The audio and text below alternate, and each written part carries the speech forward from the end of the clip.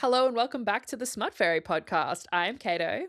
And I'm Elle. And we are your fairy smut mothers, back again to bring you another banger from the wide and wild world of smut and romance. You know what? I step by it.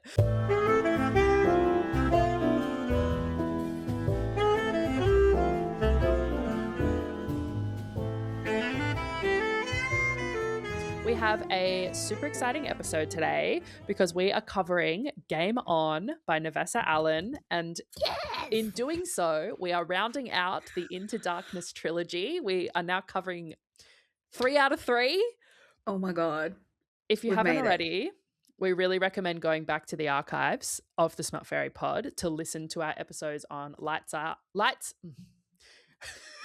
It's been a day. Lights Out and Caught Up. Also by Navessa Allen, obviously. Books 1 and 2 in the trilogy. Those episodes are some of our best work. Would you not agree? Seriously, it helps that it's absolutely stunning work from her. Like, the books are hilarious. Yes. But we had so much fun on them. I recommend our Lights Out episode as what people should start with when they get into listening to us. So Yeah. take that as how you will. It's the perfect intro of like, it's not too crazy in terms of like, we're not starting you with a monster one, but we are starting you with a pretty fucked up one that's also pretty funny and pretty horny. So it covers all the bases. Crazy. It is crazy for sure. There's no doubt about that. I would argue it is crazy. Lights Out might be the perfect like SmutFairy book.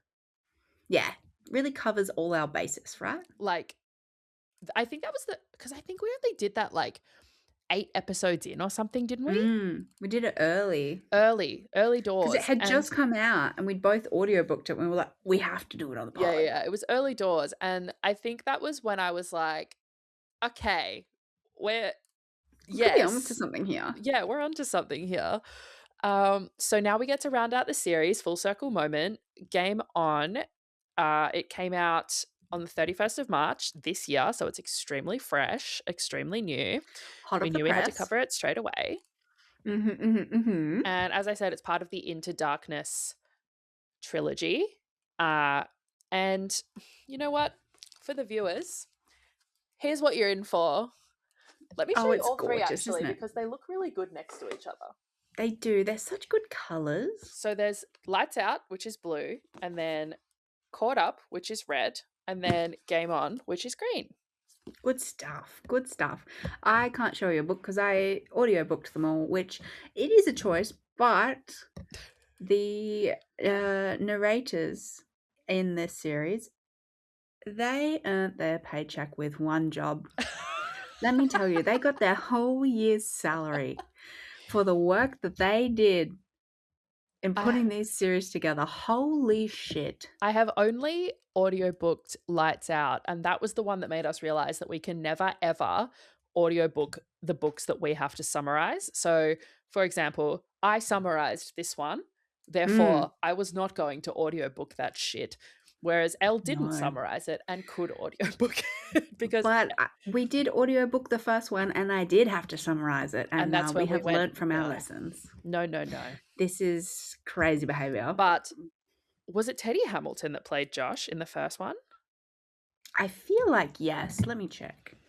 Either way, whoever narrated Josh in the first one, it was fucking audio cinema. Hilarious. It was so funny. We were live texting our way through it. I think I was like 10 minutes ahead of you or something, and we were live texting our way through it, and it was so funny. It was it was really good. It's Victorian Robert. What's his name? Victorian, like Victor, and then IEN at the end of it. IEN. So like Victorian. Yeah. But with an EN. Yeah. Okay, doll. Anyway, he did a good job. Good for him. He's done a bunch of stuff, mainly in... It is a different language, and I'm not going to hazard a guess as if it's French or not. I would say with a name like Victorian EN, it's French. It could be. It looks... Maybe He's he's done a like bunch of stuff. a Timmy. He speaks Wait, full American ass hold and on. then I fucked French. this up. You know what I've done? Is That's not the English one. I just That's the French audiobook. I fucked this up. Doll. Well, I was like, I've I'm never on heard that name. I'm on Audible right now, and Okay, I just put in we're my live search bar. Googling. Lights Put in out. I'm my going to do it search on the bar, lappy. and we've got Jacob Morgan, who did the English version Okay. with Eleanor Okay. Wolf. Yep. Okay, we got there in the end. Anyway, But I literally I got into the search bar and I said lights out, and why does the French one come up first? I don't speak French. maybe I'm they not have better learning French. SEO in France. Good for them, but this is very confusing. They take their search engine optimization very seriously. Seriously. Très sérieux. I watched Ratatouille recently again. And so I'm back on this French business. I'm back on the French business. So I'm very pro this. French. I watched Ratatouille. Anyone can cook. Anyone can cook. Slay. Anyway, so French.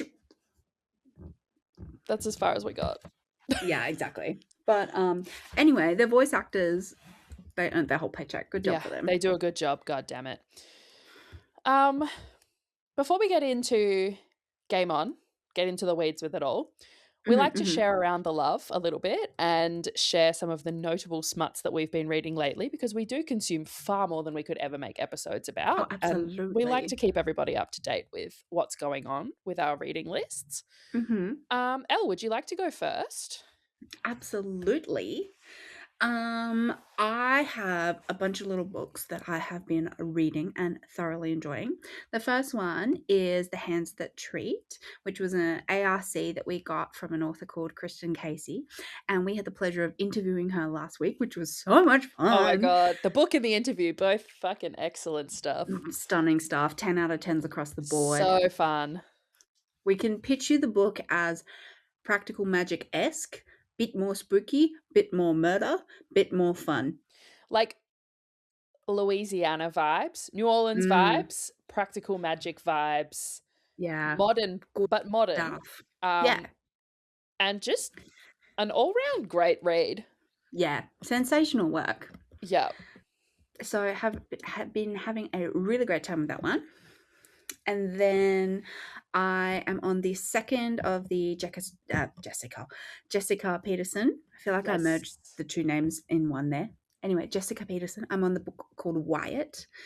I know this is not a new book for either of us. I've been taking my sweet time reading it, but oh my god. Isn't it good? Oh my god. No, because isn't it so good? I really thought that Cash set the bar. Right? I was like, the first one, you can't really top the first one. It's always going to be the best shit you put first. Check out our Cash episode for more details on that. And yet, how has the bar been moved? And you know what? The third one has the brother Sawyer, who's got a fucking mustache. I haven't read that one yet because I know it's going to make me mentally ill when I do, so I'm saving it. Yes. I don't know if I'm going to make it through that. But like Wyatt, I feel like I related more to the female character in Wyatt, and so it just kind of like hits different. A bit harder. Yeah, definitely. There's something about it that I would say is as good, if not better, than the first one. Because I think the first one is like grumpy / enemies to lovers, whereas this one was friends to lovers, which can hit pretty fucking hard if you do it right. It can hit, and it does. Friends that have been crushing on each other without realizing for years? No, stop it. Put it in my veins. Oh my god. I love to see it. It frustrates me to start off with, but god, I love to see it. I know, for so long you're like, just someone say so. Just, you're so in love. And everyone around you knows it. Everyone's sick of you. Just go It's and fuck already, please. It will solve a lot of problems. But, and then we get there and everybody's in love and it's great. And it's beautiful. It's beautiful. So I'm having a brilliant time. mhm. And I'm also on the second book of Anna Huang's series. I'm going to make my way through the King of Sins, or the Kings of Sins series. Yeah, I've got So I'm on the second number one. 2 sitting here waiting for me. Oh, it's good stuff. Is it good? It's good stuff. Excellent. I really think that she has nailed the writing formula. Whatever she's got in her like prose and Yeah. whatever, she just sprinkled a little bit of crack. Just a little bit of crack cocaine. A little bit of crack. Just a little bit of crack. And it keeps you going. It keeps you addicted because It's like she's done MSG, it. but it's crack.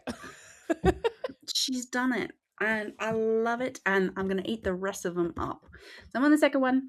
But these two books they're not on the back burners. They're just when I'm not doing stuff for the pod or reading something else, I'm like, I want to read more.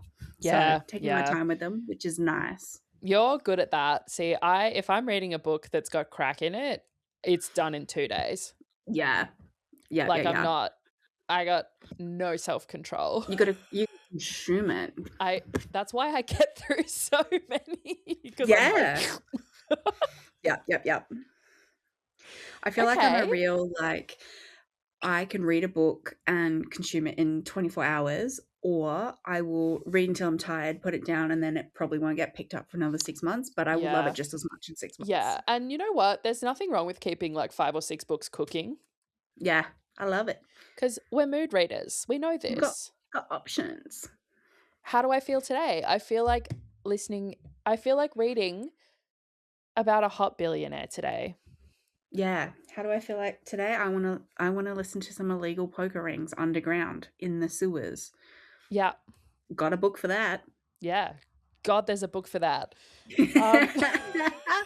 Speaking of, what books have you been reading? Okay, so I've also done a sequel, which is I was waiting for this one to come out actually. Over My Dead Body, which is part of the Streamverse series, which is by Bex DeVoe and L.E. Eldridge. It's Omegaverse. Yep, and love. There's 2 novels, but each one has its own little prequel, like novella. So they released the novella first, and then like months later you get the novel. And so it's like you kind of get some backdrop to the novel, like before you even go in. So this was the second one. It only came out, I think, at the end of March. It's like gamers and streamers. So that's why it's called the Streamverse series. There's streamers on like gaming platforms, but also the girls are streamers on this platform called like SLCKD, which is like slicked. So like Omega Slick. Yeah, it's heinous. So they're like OnlyFans girls kind of thing. So there's like gamers, it's like alphas, it's a double Omega pack. There's some gender non-conforming characters, and it's very, very hot. Love it. It sounds fantastic.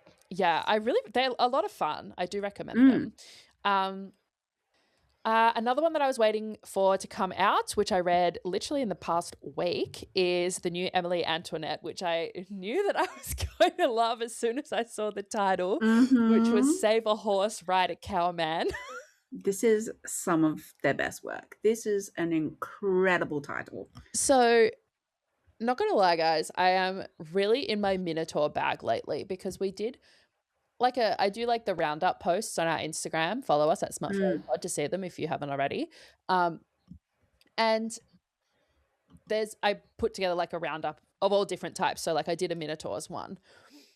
And I was just like, something about this is really hitting for me. And I've been reading a few like here and there, and I was like, damn, Minotaurs, man. Minotaurs. And this is a cowboy Minotaur, which is really up your alley. Like the Venn diagram's a circle. So yeah, you're in actual danger with this. I think, and this is such a self-read, but I think it's because Minotaurs are canonically huge. They're just Yeah. like large creatures. They're like big fucking himbos. Mm. They're usually very himbo vibes, but Yeah. also they have emotional, beautiful cow eyes. You know what I mean? And they're obsessed all the Always time. obsessed. And they always have like kind of zaddy energy. Mm. Mm-hmm. So such a Yeah, there's a self-made lot there. going on there for you. It's all the good stuff It piled into one book. is. No wonder, like you went on a journey with this book.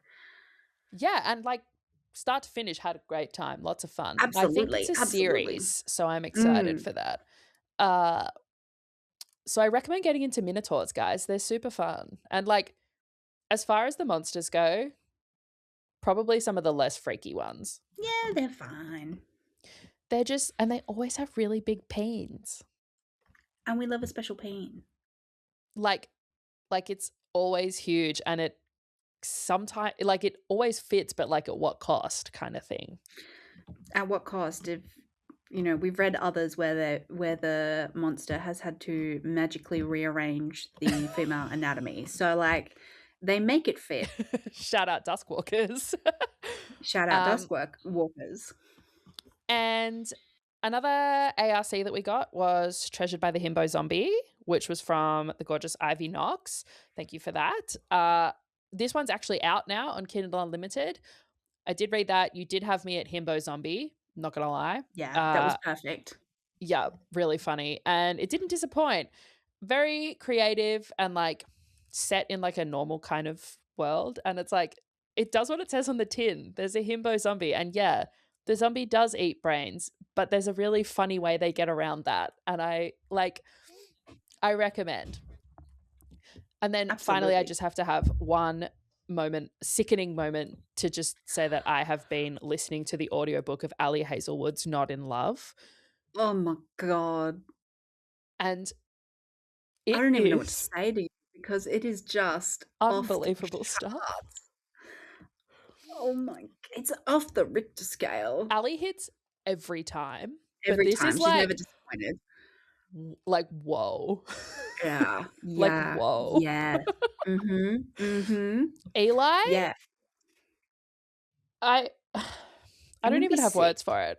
I'm gonna be I'm I gonna be will physically ill throw up. I will throw up. right here, right now, on I will camera. throw up blood. Like, and I actually think it's so good because the female main character in it, Rue, is like, it's never really said, but is so clearly like neurodivergent / autistic. Mm. Mm-hmm. And I think the way that it's written is like so beautiful for that. Like, Yes. Yeah. it's really like Rue still has like feelings, but is aware that she can't relate to people like someone neurotypical could. She can't really understand people properly. She's Yeah. like, She I know can't. I'm weird and off-putting and I can't read social situations correctly and like blah blah blah. And Eli is gagged for it. He's so obsessed. He so is obsessed like with her. chomping at the bit. She's like, damn, super weird of me. And he's like, that's the hottest thing I've ever seen. Yeah. Can you do that again? Yeah. Please. Please, I'm begging. And she's never anything but herself, which I really appreciate. Yeah, she's and he one of my favorite characters. loves it. Mm. And it's a little bit like kinky. There's some BDSM. A little bit. Extremely hot to me. And yeah, it's very hot. And like, once again, certainly they're both working in like STEM or STEM Mm-hmm. adjacent. Mm-hmm, mm-hmm. And both athletes, former athletes, like it's got Ticking a lot to all the boxes. a lot to love. Yeah, because I read this book like maybe a year and a half ago. And you said to me, you're like, you will be sick when you read it. Ill. And then you banned me from reading like several Ali Hazelwood books. Caitlin's currently banned from The Deep End and Problematic Summer Romance. Which is in fact the sequel to Not in Love. It is. But I think if we get through Not in Love and you're okay, and then we wait till summer, because you got to have the summer heat, I reckon, to read I problematic don't summer want to read romance. problematic summer romance in the winter. I don't. No, it is a summer read. It is. Yep. I don't want to call it a beach read because there's a bit more going on. I hate to call things a beach read, but sometimes they need to be read at the Sometimes they beach. are. They do. They do. You take your paperback and you take your towel and you take your little Your can of fizzy sandwich. drink and a sandwich. Sunglasses Oh, on, big hat, don't. book. No, don't. I need that so badly. It hurts. Straight into the Mediterranean Sea. Oh, no, don't. I'll throw up. No, shut your mouth. No, shut your None damn of mouth. that, Shut the please. fuck None up. of that. Shut I the can't be fuck having up. that. You better shut up. Yeah. So I have read all 3 of these books and I know how in the trenches Cato's about to become. Yeah, I tried Deep End last year. It was at a very turbulent mental time in my life, and I was truly mentally ill about halfway through and had a complete meltdown. And Elle was like, I'm going to recommend you do not finish that book. Mm-hmm. And we maybe revisit it at some other time. At a later date. And then I was Yeah. properly banned. Yeah. But that's okay. Bans aren't forever. Things will get better. No, they're just temporary. It's for And my it's own for good. your own good anyway. It's not like you haven't had a shortage of books to fill your time as well. No, for sure. Like this book, which I wasn't banned from reading. Let's get into today's, what a segue. Let's get into today's book, Game On by Navessa Allen. Here we fucking go. So we'll start with the blurb to give you vibes. So, We love the vibes. and also the blurbs are fun. So the blurb is, I hate that woman. Tyler Newman has spent years looking for his father, and not because he wants to meet the man. No, he wants to destroy him, and he'll manipulate whoever he can to exact his revenge, including Stella McCormick. She's everything Tyler hates. Her wealth and privilege have protected her for her entire life, and Tyler thinks it's time she finally paid the price, whether she's ready to or not. Second half of the blurb. I hate that man. Stella might not believe in love at first sight, but loathing at first sight? No question. From the moment she sets eyes on Tyler in her tattoo parlor, she knows he's the devil planning to make her life hell. Forced to play the part of his girlfriend and invite him into her family's glittering circles, Stella quickly clocks Tyler's ulterior motives.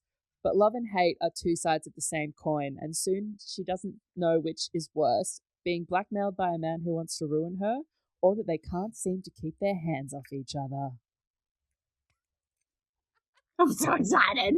Excited. You need to cut out that so that I can make a reel of it, which is just me, which is just a split screen of me reading the blurb and you doing. I feel sorry for anyone who's only listening to this on audio and not the video on Spotify or YouTube, because Elle just danced her way through that.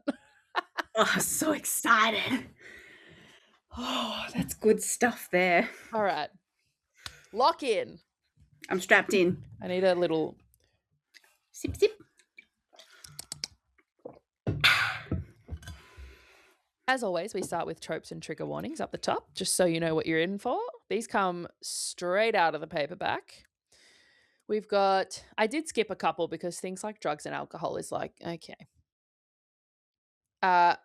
Play club, mafia crimes, food insecurity and restriction, bullying / coercion / threats, chronic illness and pain, amputation and discussion of surgery, child abuse and neglect, historical, cheating, kidnapping, hit and run car accident, explicit sex, obviously, what the fuck are we here for? Obviously.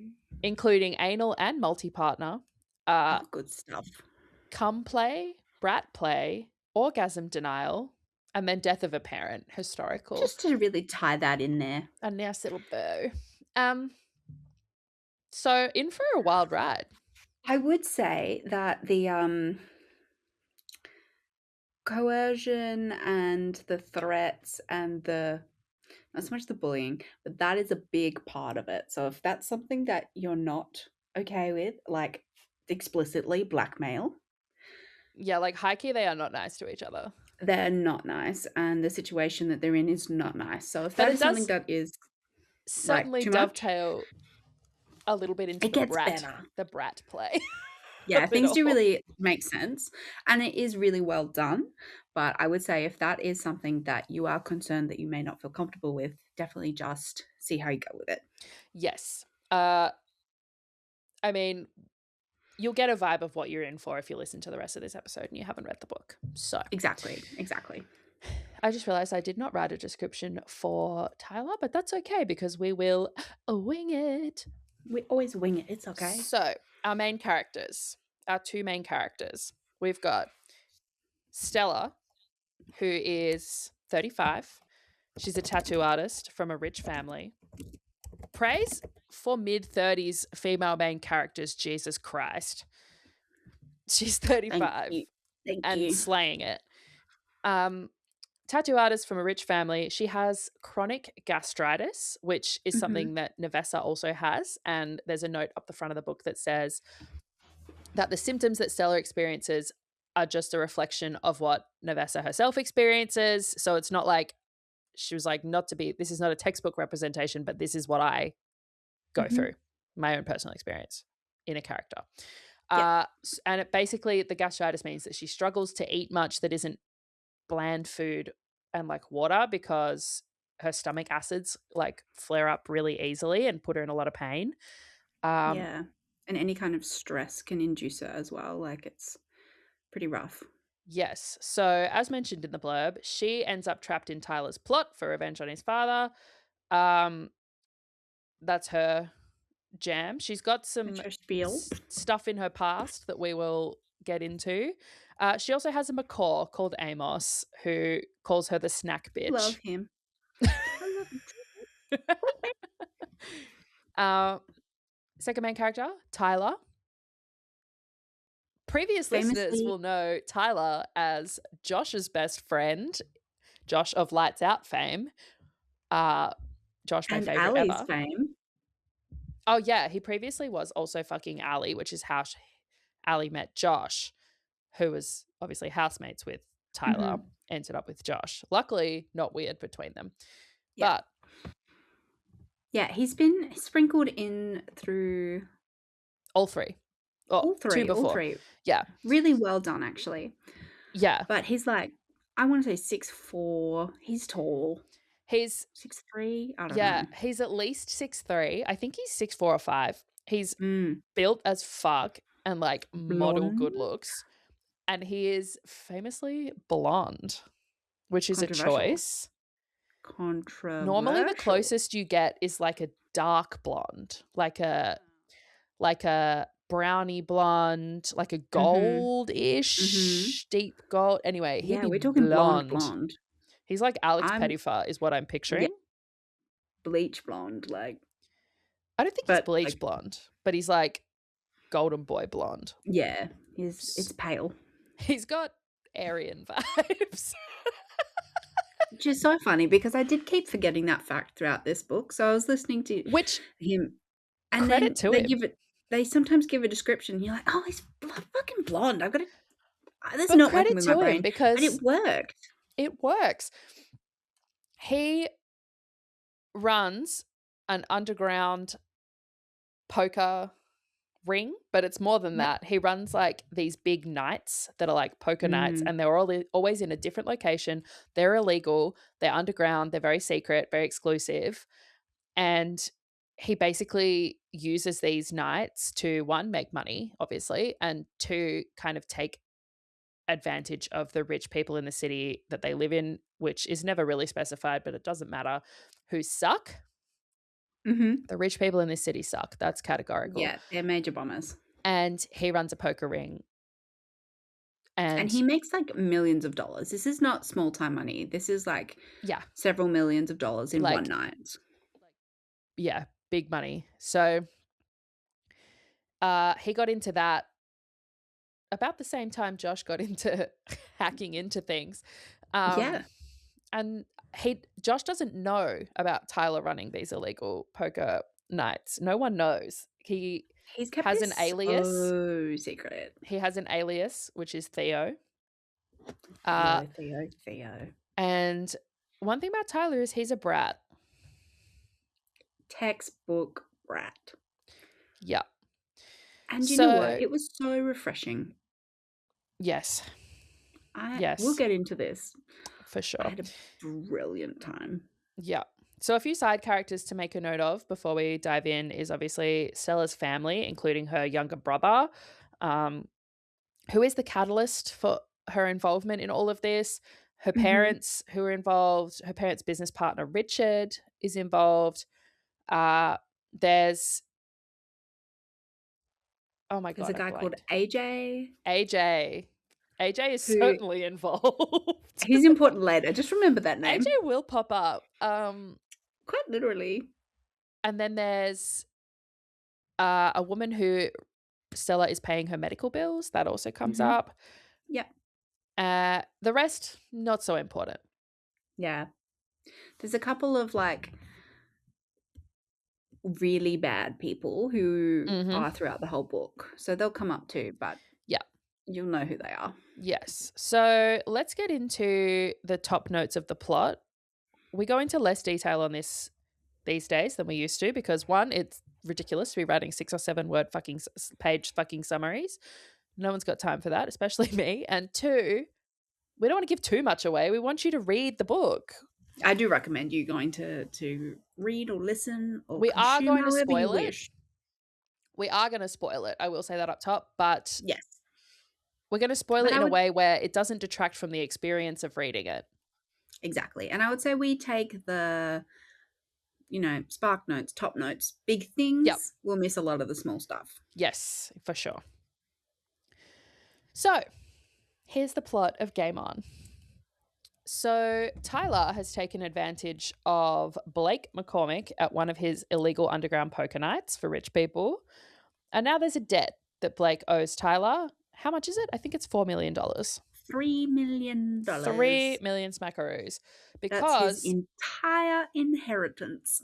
it's into his entire inheritance and they plied him with alcohol, basically, to get him to keep putting And himself further into debt. and he was only brought there by his friends because he'd just been broken up with. So he was Yeah. heartbroken, drunk, wanting to do something reckless. Perfect So storm. Golden Child Blake is now in $3 million of debt, has gambled away his inheritance, doesn't know what to do. Tyler, it's all going according to plan for him. He He's having a uses great time. Blake's debt to then take it to Stella, which is Blake's older sister and the family black sheep. Tyler visits Stella as Theo, his alias, for a tattoo consult at her studio to make contact with her. Mm-hmm. He intends to get to know her a bit and then kind of drop his plan. Yeah. They have such immediate chemistry. Oh yeah. Yeah. It's Even like from the though first they're like, look. you're a bitch and you're a nightmare and I hate you. Yeah. It's all arguing, but that tension, undeniable. So she's in the studio with Tyler / Theo and doing a consult for a tattoo has no intention of getting. And they end up making out in the studio. It's so hot. So hot. He's just like, get up here. Yeah, and she's on top. And then she's sitting, like, straddling him. Oh my God. And it happens within like a couple seconds. Like when it's on, it's on. It's like, yeah. They just go for it. And kind of one of those, like, I think I blacked out for a second there. Kind of. And then they get interrupted and obviously are like, whoa, what the fuck was that? So Blake then comes to the studio and he sees that Tyler has left and recognizes him from the poker game. And he's like, why was that fucking guy here? And then he tells Stella who that was. And then she uses the number that she has on file for him to text him and be like, I'll kill you. Yeah. Who the fuck do you think you are? Yeah. Theo / Tyler invites Stella to dinner. I'm going to call him Tyler, just assume for pretty much this whole time that he's being referred to as Theo. I'm so honest with you. I did forget that his name was actually Tyler because everyone so refers much to him of the book Theo he's referred to throughout as the book. Theo.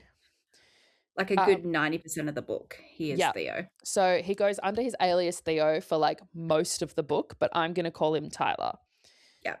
So Tyler explains to Stella over a dinner that he's basically coerced her into having with him that her brother owes him this money, and he offers / she volunteers to take on his debt in the form of introducing Tyler into the circles of rich elites in the city for him to scout for new targets for his poker games.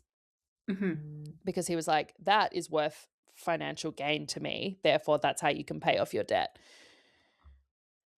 He's got a bone to pick with these people, and he's also got a revenge plot. So he's scheming. He's a and man with a Stella plan. doesn't like these people either. She doesn't hang out with them for a reason. She also hates Tyler with a burning passion, but she agrees to it. He was like, basically, I'm going to pretend to be your boyfriend, and you're going to suck it up and take me to all these fancy events that all these rich people hold. And here we go. The tension And palpable. oh, palpable. One important note here is the reason that he has chosen Stella through the actions of Blake is because he's done all this research on the rich people of the town, of the city, and she's got a dark past, and there's some law cases, and it's all a bit nondescript, and you can't find much, but he's figured that she is the weakest link and the easiest way in. Yes, he thinks she's the easiest way in. She's also, obviously, his revenge plot is related to his father. Her parents are business partners with his father. Yeah. So he was like, the easiest way to do this is she will do anything for her younger brother. And so this is my way in. Let's ruin his life. Let's do it. Blackmail. So their first outing as a couple, inverted commas, which is, by the way, a birthday party for Stella's geriatric family dog. Hilarious stuff. She introduces Tyler, Theo, to Richard, which, as I said, is her parents' business partner, and Tyler's dad, who they've never met. And oh my God. As far as Tyler knows, his dad just left him and his mother to suffer poverty, basically. Oh, great. Until she died. Shit. And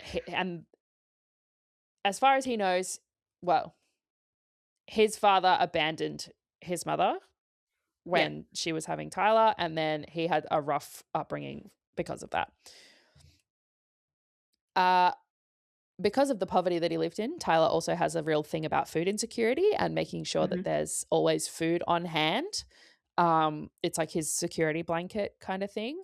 And because of Stella's gastritis, one of the running things in the book is that it stresses him out that she doesn't eat. And she doesn't eat because she can't. Yeah. But he makes it a real thing to like make sure that she can have stuff that she can eat, like on hand. Yeah, and he definitely hates until her. he finds out that it is gastritis, he keeps like piling her plate full of things for her to try at parties and being like, can you eat this? And why haven't you eaten? I'm getting mad you haven't eaten, blah, blah, blah, blah, blah. Yeah, and then eventually the parents are just like, oh, you must be having a flare-up. And he's like, what? Huh? What? So anyway, everyone at this geriatric dog's party is convinced of their relationship. And there's a bit where they're out the front arguing, of course, and people come out, and to cover their butts, they start kissing again, and they were like, damn, just as good as the first time. I love it when that happens. God fucking damn it. Anyway, Stella continues bringing Tyler as her +1 / fake boyfriend to these society events that she's been avoiding for years, because we learned there was an incident years ago where it was a hit and run. She was the passenger in a car where the driver was drunk. The driver was her former best friend, Maddie, who is a manipulative bitch. And at the time of the crash, they ran someone over. Like, they hit a pedestrian. Maddie took off and got her parents and their lawyers on the phone straight away. So she fled the scene. Yeah. Her parents later on covered it all up for her. Like, as far as anyone knows, like, she wasn't there. Yeah. So Stella was still there because she went to go and, like, take care Check of on the the person. pedestrian. And so she took the blame, and she's been paying for this woman's surgeries because she lost both legs. Mm-hmm. She's been paying for her surgeries ever since out of her own inheritance money. So that's why she has no money to pay off either the debt or live like the rich people in the city do. Mm-hmm. Like Tyler just kind of assumes that it's because She spent it all or gambled it or whatever. or she's just having one of those like, no, I want to live my alternative lifestyle like thing, but she's got access to all this money. But actually she's paying for the medical bills of the pedestrian. What's her name? Yeah. Ruma, I think, who she didn't even hit. She was just in the car. She wasn't driving, but she's a good person, actually. Yeah. And she won't accept any help from her parents to pay for it, even though they offer. Her parents are like classic super rich people, but like the nice kind where it's like they love their kids and they ultimately do the right thing, but they are super rich and therefore they're not entirely in touch with reality. Yeah. So Tyler learns all of this because he starts driving too fast and she hates being in cars. So she freaks the fuck out and then tells him what happened. And so now he's like, oh, you're not the piece of shit that I thought you were, in Funny fact. that. And so the event that they're driving to, when she tells him, she gets there, Maddie, the driver, who she hasn't seen in 7 years since it happened, is there. Comes up to confront Stella or like try to talk to her and be like, she basically takes no blame for anything. She just sails through life and gets stuff cleaned up for her. Tyler is like, she is fucking pissing me off. He goes and threatens her to fuck off. Super hot, by the way. Mm-hmm. And he's like, you think I don't have secrets about you? Like, he knows some shit that she's done. This isn't the only crime that she's had covered up. Yeah. And so he kind of threatens her to get her to fuck off. And he's like, leave Stella alone or you will deal with me. Her boyfriend, brackets fake. So. Brackets, not really fake. brackets. For now. brackets. Hopeful.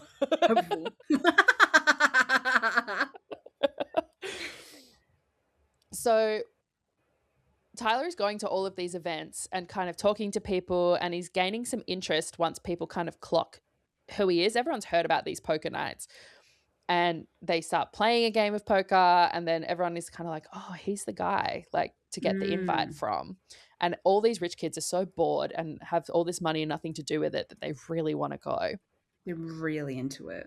So it's working out for him. Like, things going well. In Tyler's world, anyway. Oh, definitely. At one of these parties, he meets Stella's previous on and off again friend with benefits. And this is AJ, who we mentioned. My favorite man. Sweet boy AJ, the only nice one in all these rich cunts. Gorgeous man. And let me tell you, bisexual King Tyler, clocking, interested. That man's down bad from the moment he sees him. But interested specifically in Stella and AJ as a combo. At the same damn time. At the same damn time. He sees the Eiffel Tower in his mind. Ready to climb. Let's go. So he meets AJ and he's like, hello. Who are you? Yeah. And as we mentioned, Tyler's a fucking brat and like winds the hell up out of Stella, and she will match him like every single time. The next time they see AJ at an event at AJ's family's house, he kind of proposes it. Because AJ and Stella, it's like nothing ever really like happened between them for it to stop. Like, she just had that incident, stopped coming to parties and stuff. They like grew apart, but they're still friends. Yeah. And they're kind of reconnecting. Still interested in each other. And so, and obviously they've had sex a heap of times before. And Tyler's like, I want both. So he basically winds up Stella and like baits her because he was like, she's like, I hate this guy. Why do I want to fuck him? Mm. Like, what am I doing?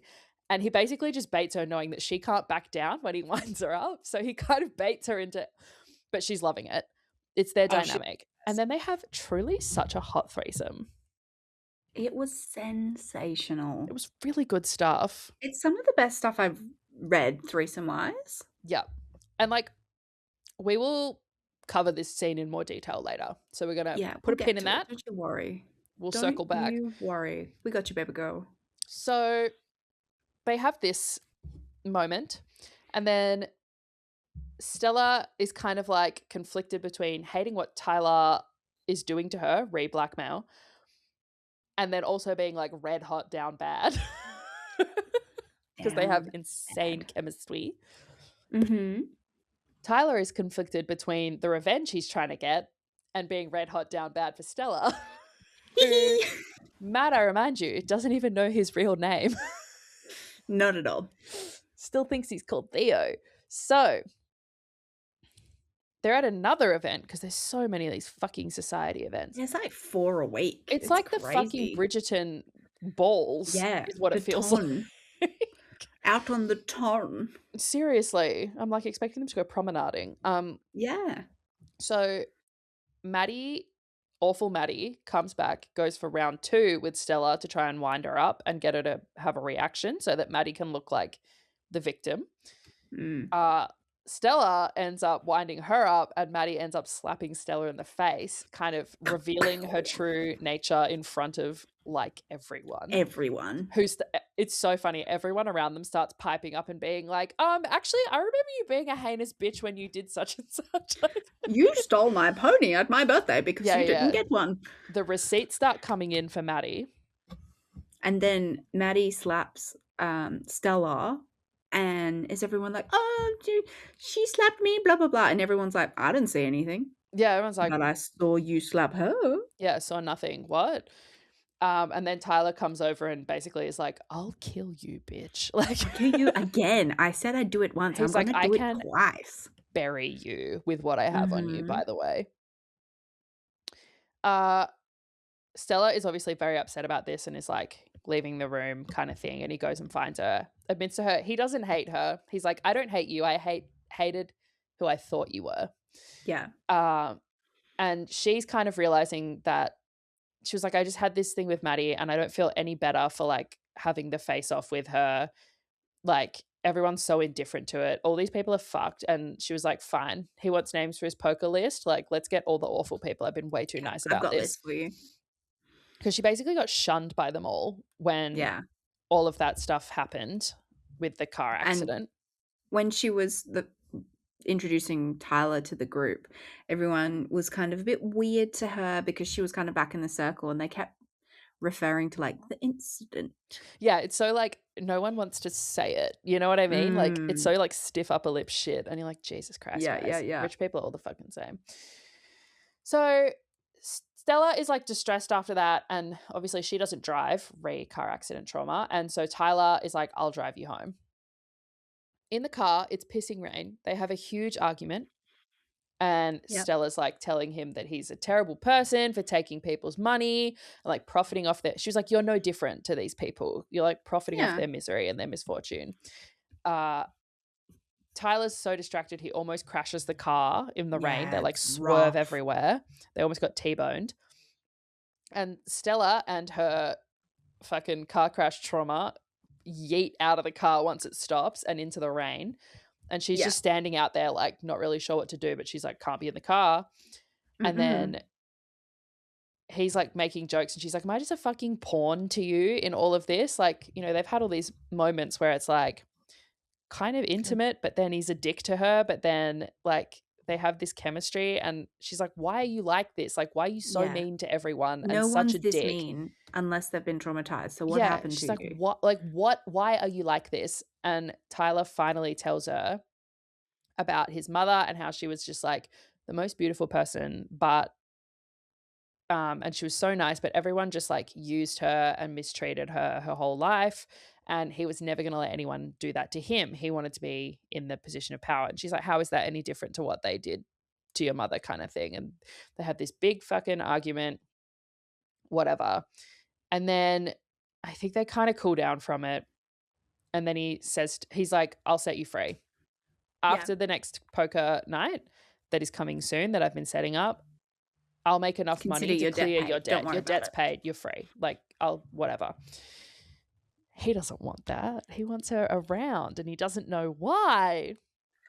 But he doesn't want her to suffer. Yeah, so she's fucking shivering and about to get hypothermia because she's skinny from her gastritis and also in the rain, and wearing And like also not wearing a whole lot of mesh. clothes. He takes her home, Yeah. carries her inside. So hot to me. Yeah. And guess what? After all their emotional outbursts and sharing of feelings and heightened tensions, they have like so much sex. Yeah. It's actually stupid. He's like, get in the shower. You need to warm up. Like, you're going to Yeah. fucking die. So, and she's like, I don't fucking care if he sees. She just like strips and get in the shower. He follows her in. And then you're like, it is on. We're on. We are on. Again, we're going to cover this scene in a little more detail Don't in a worry little about bit. it. So again, pin in this one too. We'll be Second back. pin.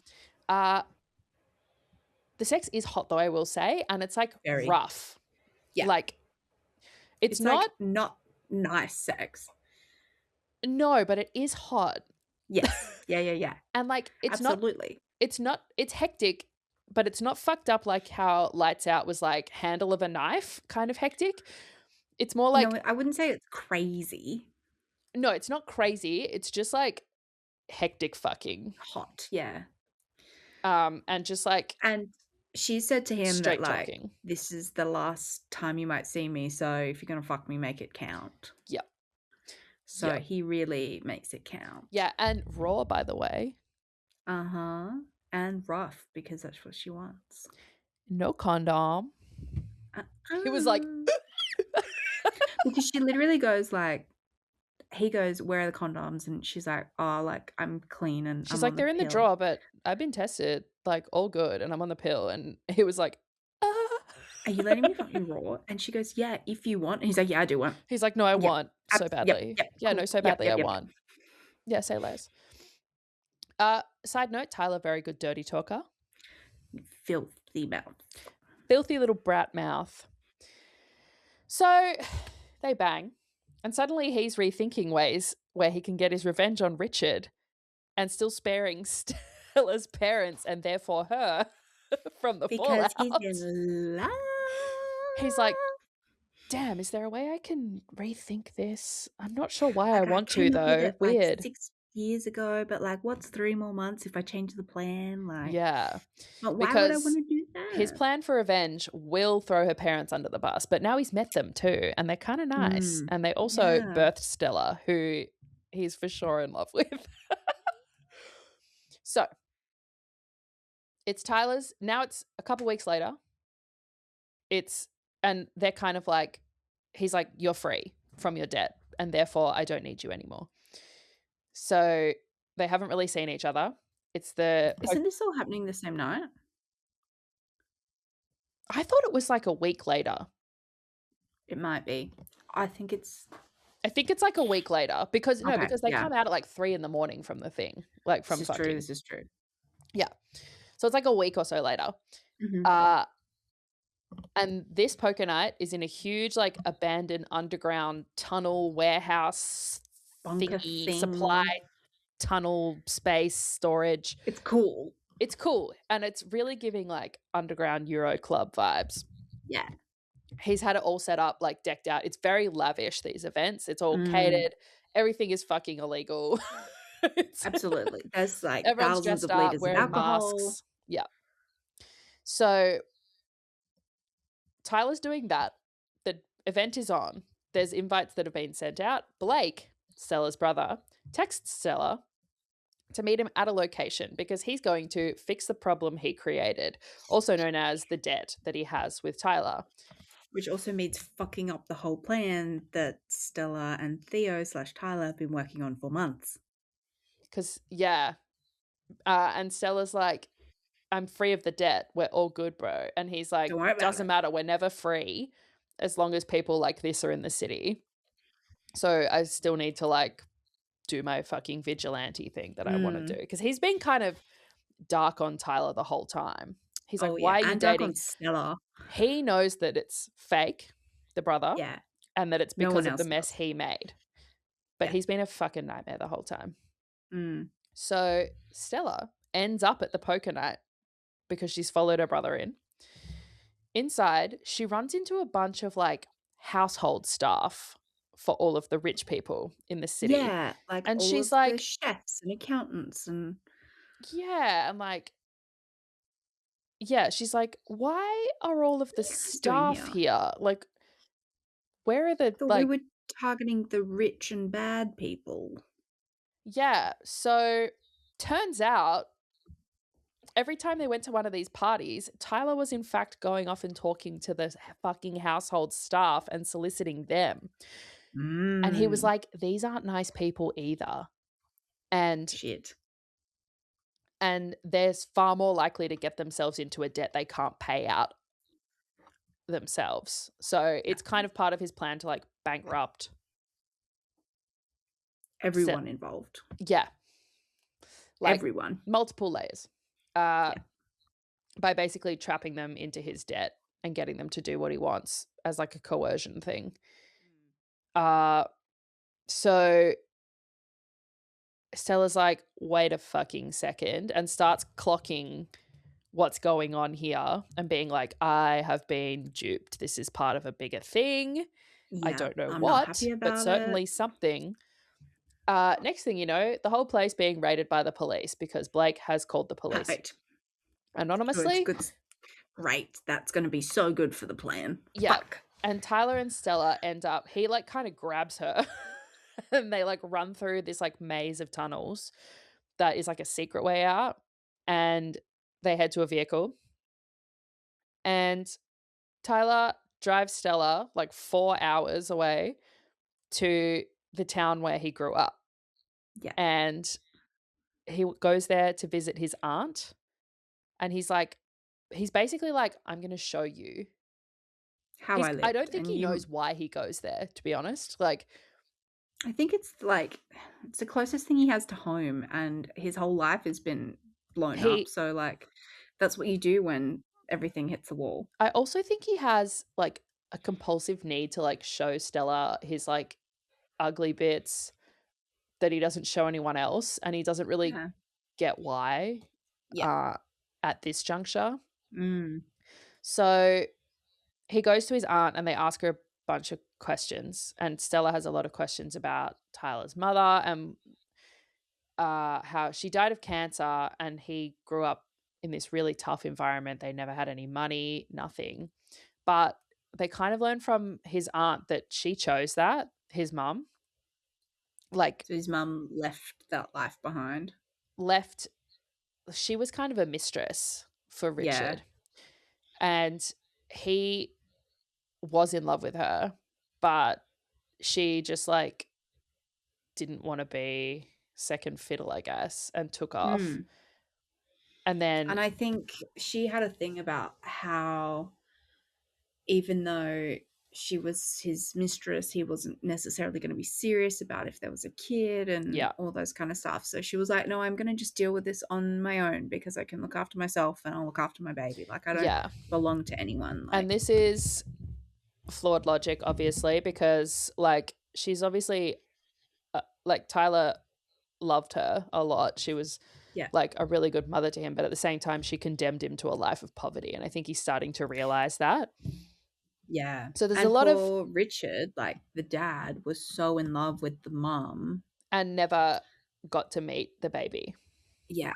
Yeah. So there's a lot of emotion, revelations. Stella's starting to understand Tyler a lot better, and Tyler's starting to get a more complete picture of his childhood and like what actually the situation was rather than just what he experienced, which is obviously only one viewpoint. So as they're leaving, the aunt is moving the van out of the driveway and fucking hits Stella with it. Runs her over. Like, hits her with it. And she just like hits the deck, and Tyler freaks the fuck out. Calls Josh and Allie because Allie's a nurse. and is like, what do I do? At this Help. time, he does realize he's in love with her. Thanks, genius. Mm. We all knew that. Yeah, good one. I, for one, was shocked. Stella ends up being fine. They just had to have a little scare, I think, to kick everyone Yeah, up the you butt a always little need a bit. little something. And then Bring she them together. realizes that she's also in love with him. She takes a little longer with that one. I think they're in hospital. Oh, no, they don't go. Do they go to hospital? She gets checked for a concussion, Yeah, and then she they go to gets the checked. motel. Yeah, she's all right. Then they go to a motel, have more sex, and everybody is in love. Then they go, the last little bit, they go together to see Richard, who Stella grew up around Richard. They're really close. She takes Tyler, introduces him as Richard's son. Obviously, she knows his name is Tyler now, by the way. Yeah, this is the actual Tyler. Yeah. She was like, it suits him better. I was like, yeah, because it's his literal name. Crazy And that. Richard is just like, obviously hugely bummed to learn that the love of his life, in fact, died and he didn't know. But Yeah, also devastated. super stoked to have his son back in his life. Like, that's all he wanted. They never got introduced. He never held the baby, nothing.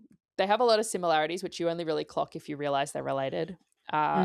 He kind of tells Tyler more about how he loved his mother so much and she left and wouldn't let him learn where she went. So she kind of cut Tyler off from his own dad. So the Yeah, mum, that's a really flawed rough. character. You can see her logic for that. I think everyone in this book is a deeply flawed character. That's what the best books are made of. Oh, yeah, absolutely. And so he looked for her for years with Stella's parents. They were all trying to hunt her down. They couldn't. So he's just been like devastated for Tyler's. Considering they were only 4 hours away, I don't know if they tried very hard.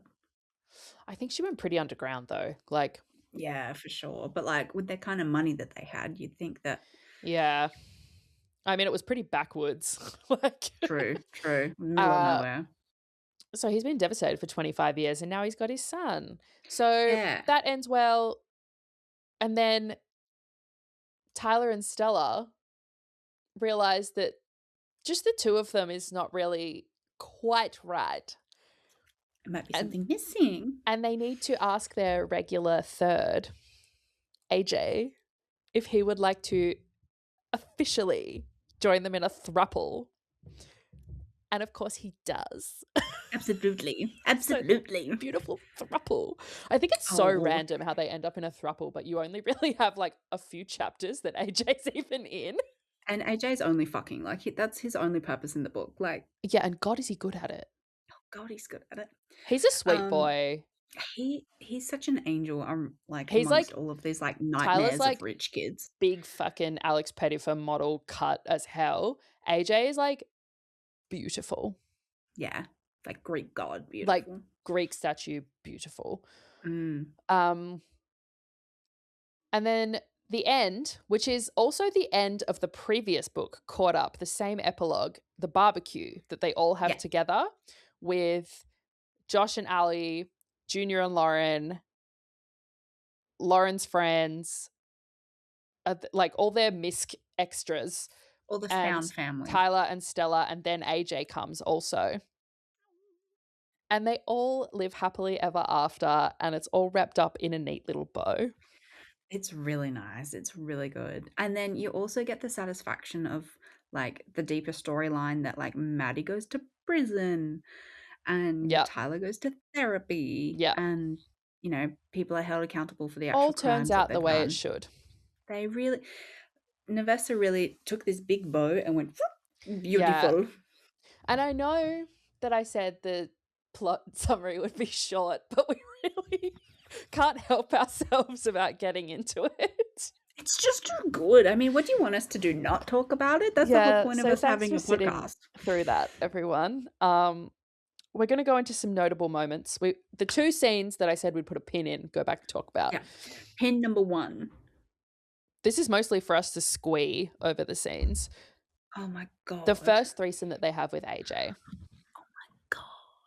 my God. Okay, so this was like the perfect mix of AJ was like yearning and also deeply interested, and like there was so much tension because they'd been drinking throughout the night, and then they were like, oh, let's go meet up later. So there was all that extra like Hell yeah.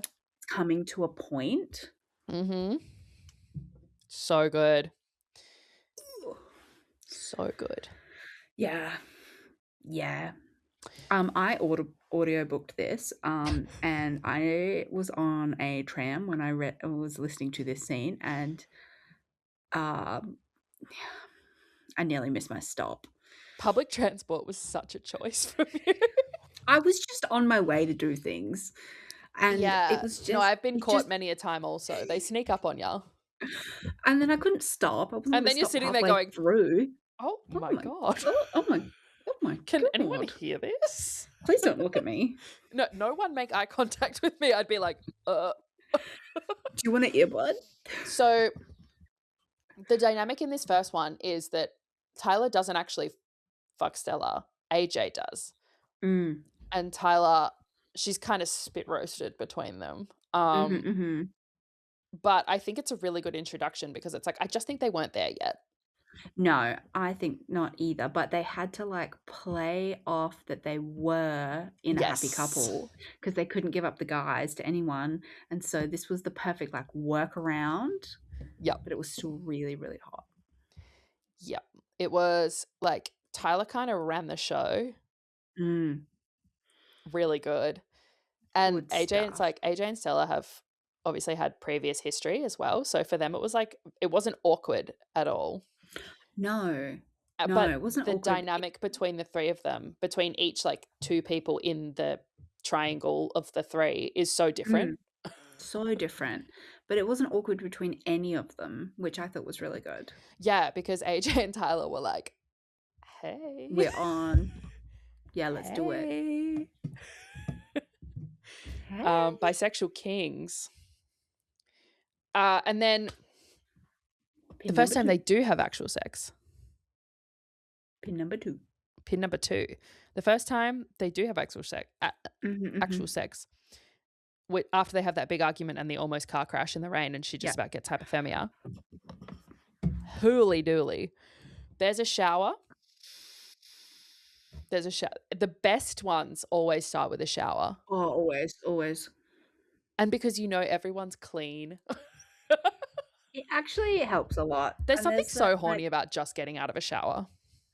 yeah, and I think it's all that extra like foreplay and everything that just comes from being together in a shower. And as there's well. like, everyone's like wet. There's like soapy.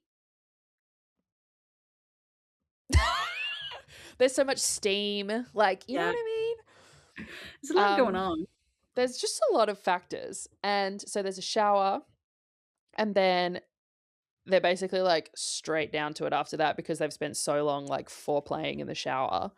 Yeah. And she's And basically this like is like one time only. And she's like, make it hurt. And so it. he fucking like spears her. Yeah. And she's like tight and he's like big. But she loves it. She loves it. But And then so hot. But the funniest part, the funniest thing, he's all being like lovey-dovey and being like, he's being really cute. The last time, if this is the only time it's going to happen, I want you to fall asleep with my like words on your back. And he's taking like his fingers from inside her, making them wet, and then drawing on her fucking back. Yeah. He's like writing a secret message to her in her own fucking like cum fluids, writing a secret message on her back, like so cute, like blah blah blah. And then she's a tattoo artist, she's got access to a fucking UV light, puts the UV light onto her back, and it spells out "fuck you." It killed me. It was so I cackled funny. like out loud. It was so. I was like, it's either going to be a funny message or it's going to be "I love you." Yes. Yeah, I was like, it's either, well, the third option is that it's something fucking diabolically horny. That too. But I wasn't expecting "fuck you." No. And she was like, she texted him and was like, I'll kill you. Or she just sent "fuck you," and he goes, "Again, so soon?" Yeah.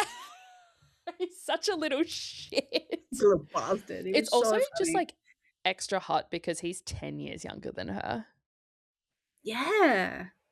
Like, I feel like you don't really feel it in the book, but when every time you think about it that he's a brat, he's for Yeah. sure a brat, like, full brat kink, and he's 10 years younger than her, it's just like, "Oh, It's the my perfect good," and no dynamic. wonder he's such a little shit, you know? Ugh, Hot to he's about to me. get stomped on. Hot to me. Uh-huh, uh-huh, uh-huh. Um, God, we need to move on. I'm flustered. Let's go into the highlightable lines. Here's some of the lines that we enjoyed. We call it highlightable lines because that's what you do in a Kindle. I read a paperback. That did make this more difficult. But, Didn't Elle, stop us. would you like to go first? I would. There's some crackers in this. Oh, yeah. This first one is when they were I think this is when they were hooking up after they'd visited the village where he grew up and in the hotel and stuff. I think. Was it? Was it towards the end? Yeah. Okay. Either way. I can't remember. I don't know where this one came from, but it was in one of the scenes. But basically, it just says, she glanced over her shoulder and she shot me a coy smile. Good boy. And then this next phrase, there's no space in between. And it goes, oh, fuck, Jesus Christ, I wasn't going to make it. He's going to come in his pants. Absolutely. Absolutely. Actually, was this right at the start? I think it was at one of the parties. She like wound him up a little bit and then walked away. Yeah. Anyway, great stuff. Great stuff. My first one. This was the funniest line in the whole book, It was in my fucking opinion. hilarious. And again, I read this on a plane, such a choice, but I literally was sitting next to my colleague because I was on a work trip who has also read Lights Out and caught up and loved them, and Game On. Shout out Camilla. And I was like, I just read this line and fucking cackled. And I was like, really appropriate for a work trip. Anyway, the line is, they're kind of having a go at each other, being like, oh, because you want to fuck me so bad. And they're like, no, I don't, kind of thing. They're lying to themselves. And it's like, oh, please, you probably fuck like you're scooting a chair closer to a table. And his response was, and you probably fuck like a bored fitness model bouncing on a stability ball. They're both such visceral descriptions. They're like so scooching a chair closer to a table. Bouncing ball. Screaming. It was so funny. Yeah, this was really good. Oh my God. What's your next one? My next one is very similar vibes to the first one, but it is, she seemed torn between wanting to choke me and fuck me. And then his monologue thing is like, both please. My subconscious chimed in. Both please. Both I choose please. both. The next one was just deeply relatable to me. As a tall girl, the quote is, as a tall girl, the first thing that flashed through my mind was, this is the height difference I deserve. The second was a chastisement for letting my thoughts even go there. So what, he was hot and tall? So what? He was also a prick and blonde. My standards were low, but they weren't in hell.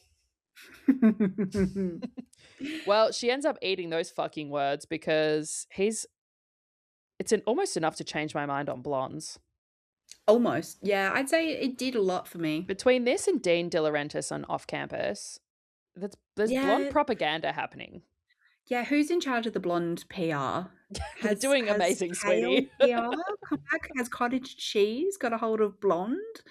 Because whoever's running Cottage Cheese PR is working 110 hours. Big Cottage Cheese. Also Cottage behind Cheese Big Blonde. came out of nowhere. I feel like it wasn't something I'd ever heard of until about 8 months ago, and now it's in everything. My experience of cottage cheese previously was as like the fucking spread of choice for any Weight Watchers program. Yeah. which I've never been on Weight Watchers, but I certainly grew up in a diet household. Yes. Anyway, that's fun. My third quote was actually the same as yours, so I don't have a third quote. Oh, I didn't even notice. No, that's okay. It's a great quote. It's very relatable. So, what is your third one? So, hang on, I buffered for a second there. It's okay. This is when they first kiss in the tattoo studio, which is the first time that you, like, they first meet very early in the book, and you're like, we are fucking on. Mm-hmm. We move forward at the same time, shutting each other up with our mouths. Stella's lips popped open immediately, and I knew from the first glide of my tongue against hers that this was a mistake, because it wasn't awkward or hesitant. Our teeth didn't click together. We didn't have to go slow at first as we learned each other's kissing style. No, we went into it hard and rough, like we'd been doing this for years. Hell yeah. Oh, it's good. It's so good. God, it's good. Oh, it's excellent. The chemistry was just instantaneous. Oh, it was fireworks shit. Yeah. I would even almost say grenade. Super explosive stuff. Yeah. And I live for that shit I ate it up. in my veins. Oh yeah, Put it in there. Fantastic stuff. Oh, God, it's good. God, it's good, isn't it? It's good stuff. All right. Hit me with your Muppet casting. If this were Alright, to be I've made thought into a about Muppet movie, what's the vibe? Who's a Muppet? I've thought about this a lot, specifically for like when they're doing the gambling scene Mm-hmm. and they get raided by the cops. So the underground. They're underground. Yep. I would like them to be Pepe's. All the cops to be Pepe's? Yeah. Well, no, I would like all of the like rich people who are gambling to be Pepe's in little masks. Oh, see, I want them because all the rats are very different. There's a lot of different rats. True. I think they could all be Rizzo's family. Yeah. This is true. There's a lot of rats. Yeah, and like similar mob kind of vibes. I think this is a book where Stella could be human. No, don't. No, don't. Tyler. No. You can't have two Muppets running a fucking Eiffel Tower on a human being. Are you kidding me? You don't have to think about that. Just ignore the rest of that. Of course I think about Who's Obviously, Tyler? they're human when they have sex. No, okay, run me through it. Well, aside from the sex, I think it would be really funny for him to become the frog. Stella's not a Miss Piggy, though. She's not. And this is why it's aside from the sex. Oh, yeah, no, Because so Stella stays human. I see what you mean. Okay, but is, well, then what Muppet is AJ? Fozzie Bear? Fozzie Bear? Big Bear? Yeah. The concept of fucking Kermit and Fozzie Bear running the train on you is so upsetting.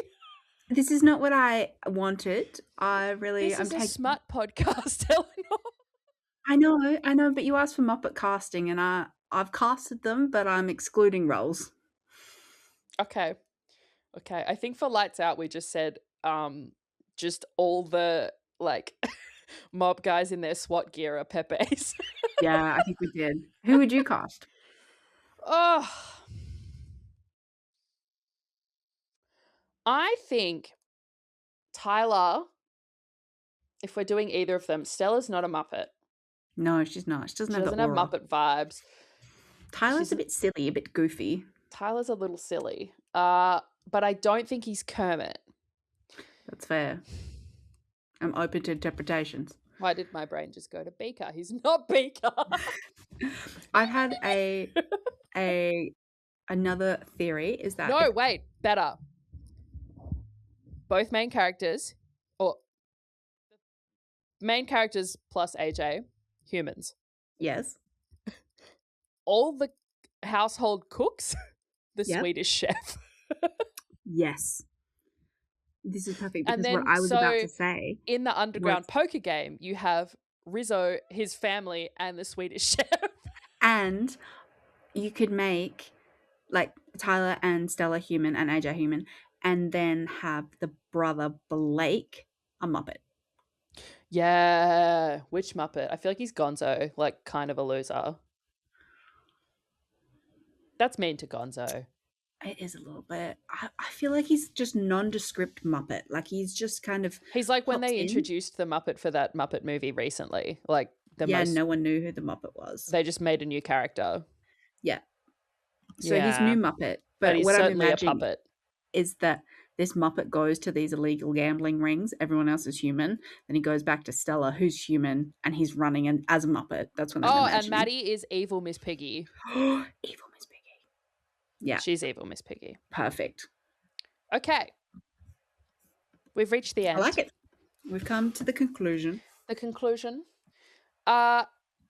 It's time for us to give our final ratings on the book. We always give plot, vibes, and spice separately because they are 3 separate things. Let's be honest. We're not reading for the plot most of the time. No, we're not looking for the new literary prize. No, this isn't War and Peace. Unless it's pucking around, it's the same fucking length as War and Peace. Aside. Why? Is this the one where she has like 4 boyfriends? Yeah, for what reason? They play ice hockey, for fuck's sake. I haven't read it yet, but I'm intrigued to find out why she needs so many boyfriends and why it needs to be the length of War and Peace. Yeah, I'm intrigued. Stay tuned for that. Anyway, what were your final ratings? I had a really good time with this book. I'll be so for real. I've had a great time with this whole series. Oh, but I would say that I enjoyed this more than the second one. Mm-hmm. So for plot, I gave it 4 out of 5. Spice, I gave this a 5 out of 5 because of how intense the I wouldn't say that the sex was that crazy or intense. It really put you in it, though. You were immersed in it, and the characters wanted it so badly. And it was like you got their like mental headspace as well as their physical, which is rare. Yeah. And I love the attention to detail with like the threesomes and the teasing and everything else. And I also thought the writing on the back was hilarious. So 5 out of 5 for Spice for me. Yep. So to round it out, I gave 4.5 out of 5 for the vibes. Very nice. My plot, about 4 out of 5, probably 3.5 to 4. Nothing major, but I think it did tie up nicely with the other 2. Vibes, I did 4.5, only because, I mean, overall, let's be real, it's a 5. But the comparison that I have for it directly is Lights Out, which for me is an all-timer. Oh, yeah. So it's not quite Lights Out, but in the scheme of the general thing, it's a 5. You know what I mean? Yeah. And the spice, I'm probably a 4.5. Really well written. Yeah. So well written. Honestly, could have done with more of it, but I think the tension was probably half the reason it was so good. Yeah, absolutely. And let's be honest, I always want more of it. Okay, so how would you rank the trilogy, all 3 books, against each other? Ooh, interesting question. I feel like we did them so long ago that while you think about it, I can give you my answer. Okay. Number 1 for me is Lights Out. And that's because it was so unexpected. Yes. And just so much better than I thought it was going to be. And it just it was a fucking wild ride from start to finish. Josh is number 1 doofus idiot of all time, whilst also being scary masked stalker. Never forget him waking up with his balaclava over his eyes, thinking he'd gone blind in the night. I've severed my optic nerve with my contacts. My contact slipped around the back and detached my eyeball. They're making a TV show of Lights Out, or a movie. They're adapting it. Yeah. And if that isn't in it, I will sue. Furious. I will be so upset. That's the best line in the book. Oh my God, it's so funny. And he's literally just like, when you kind of first meet him, you're like, ooh, spooky stalker wearing a mask, whatever. And then his internal monologue, you're like, you're fucking, what the hell? Yeah, what big He, idiot. he's sinister, but in like such a dumb, goofy way. Yeah, I love him. absolutely. So Lights Out is at the top. I actually will put this a very close second. Yeah. Like there's not a lot in it. For me, I really liked this one. I thought Tyler and Stella's dynamic was like chef's kiss, so good. The threesome was a fun inclusion. Yeah, I like that. Revenge plot, a little bit of like brat kink. No one had to fuck a knife handle. Which was another reason that Lights Out goes up the top because what the hell?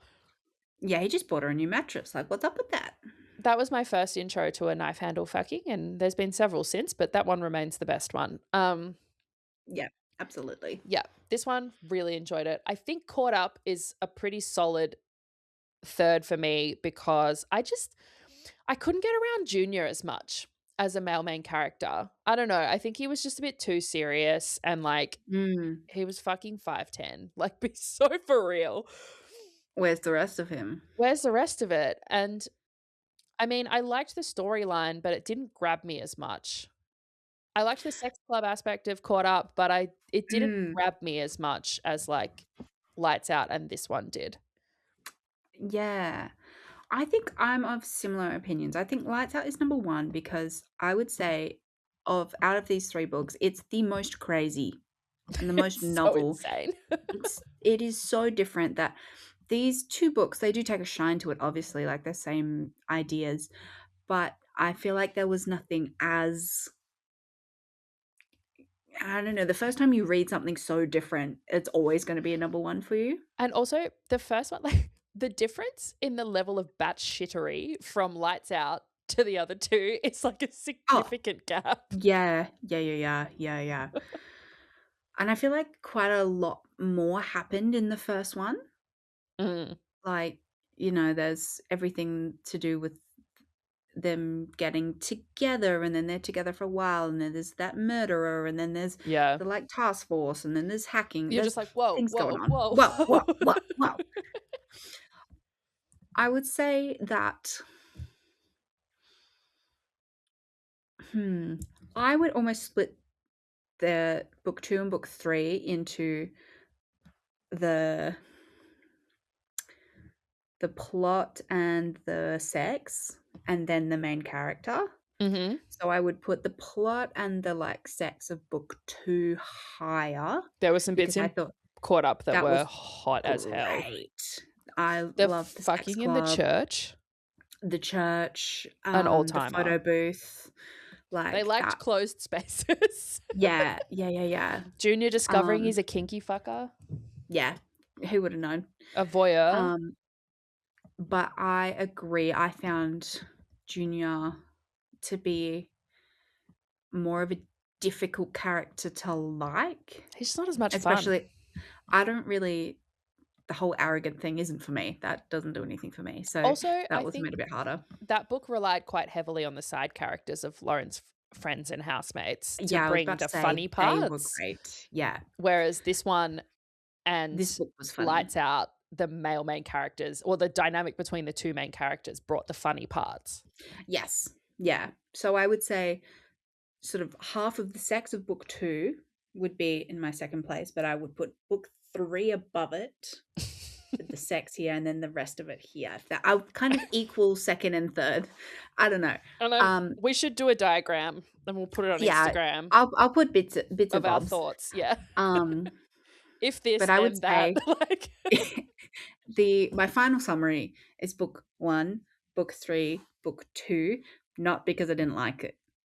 oh, for sure. Book 2 is like I'm picking between my children here. Seriously, they're all great. All bangers, would recommend all three, but in terms of It like how much it grabbed me, Yeah, and I'd book say in 2 was a my little lower. likelihood to go back and read it again, book 2's Like lower Lights for Out, me. I'm due a reread. Yeah, I'm excited. I think it's been long enough now, and I'm Yeah. excited to read it, not for the pod. Yeah. And actually read the paperback because I only did the audiobook last time. Yeah. Okay, well, that rounds out the Into Darkness trilogy by Navessa Allen with Game On. A bit of a long one, but worth it, I think. We like these ones. And thanks for sticking with us if you've watched all the way through this episode. Sorry, I had to burp. I'm keeping that in. I know you are. My internet footprint, man. As always, you can follow us on @SmutFairy Pod on all socials. Mostly Instagram is where we hang out, but we're everywhere. Come hang out. Come hang out. We have a couple of mini series that we run through separate to our main episodes. We've got a Heated Rivalry series where we covered the whole of season 1. That's a little while ago now, but Heated Rivalry never gets old. And we've got Meet the Author. Our Meet the Author series that we've been kicking off. So we've got one with Ari Wright, and as Elle mentioned at the top of this episode, we have one coming out pretty soon with Kristen H. Casey, which was a lot of fun. We're super excited for. We've got a couple more fun ones lined up that you'll find out about, so stay tuned. And as always, please rate and review, subscribe, follow, tell your friends, whatever helps get the word out.